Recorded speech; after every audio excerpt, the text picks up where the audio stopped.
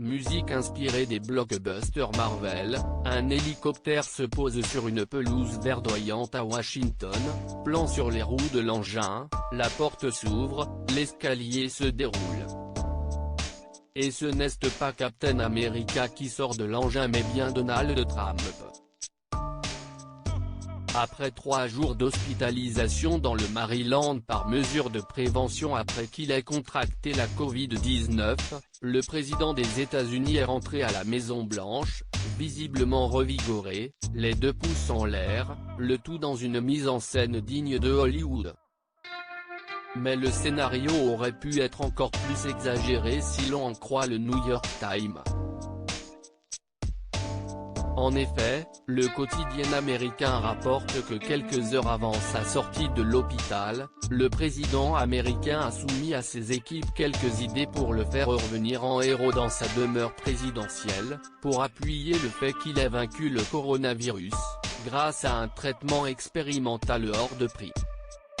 Et en plus de l'hélicoptère, l'époux de Melania Trump a pensé à arriver vêtu de son éternel costume bleu marine, et a déchiré sa chemise pour laisser apparaître un t-shirt avec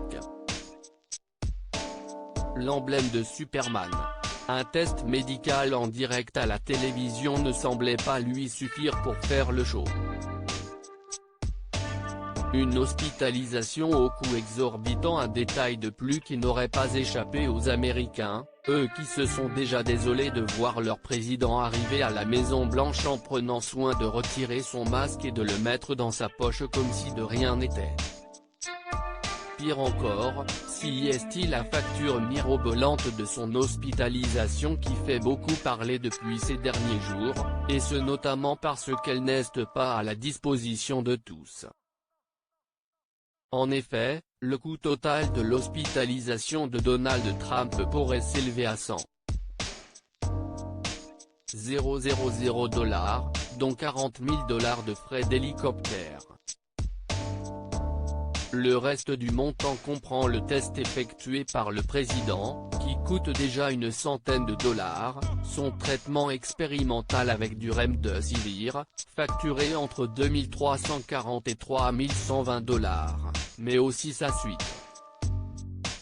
Un luxe que les quelques 500